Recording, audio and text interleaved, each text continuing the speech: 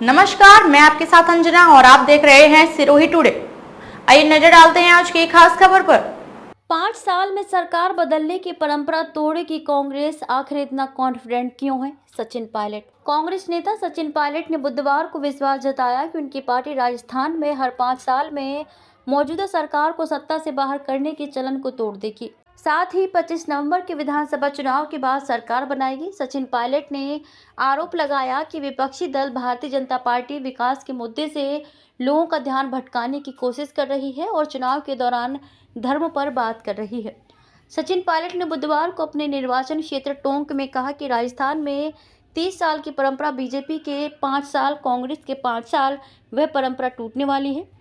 लोगों ने देखा है कि केंद्र में बीजेपी का शासन है और वे बदलाव चाहते हैं। उन्होंने कहा कि बीजेपी जनता को गुमराह करने की हर कोशिश कर रही है, लेकिन हमारा मुद्दा विकास का है।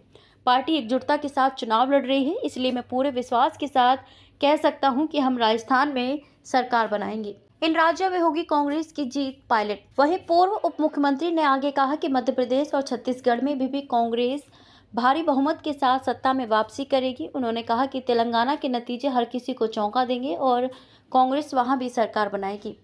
पायलट ने कहा कि अगर इन 4-5 राज्यों में हमारी सरकार बनती है तो कांग्रेस और विपक्षी गठबंधन INDIA मजबूत होगा। ये गठबंधन 2024 में होने वाले लोकसभा चुनाव में जीत हासिल करेगा।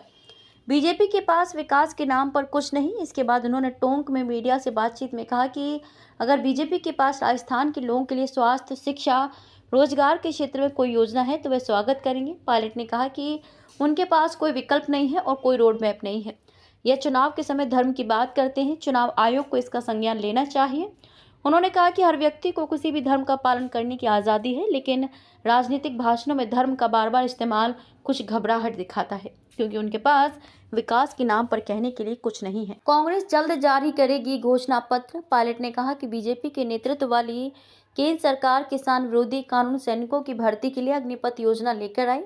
उन्होंने कहा कि खिलाड़ी भूख हड़ताल पर रहे, महंगाई आसमान छू रही है, देश में सबसे ज्यादा बेरोजगारी बीजेपी शासन में है। केंद्र सरकार हर मोर्चे पर विफल है और लोग देश स्तर पर बदलाव चाहते हैं।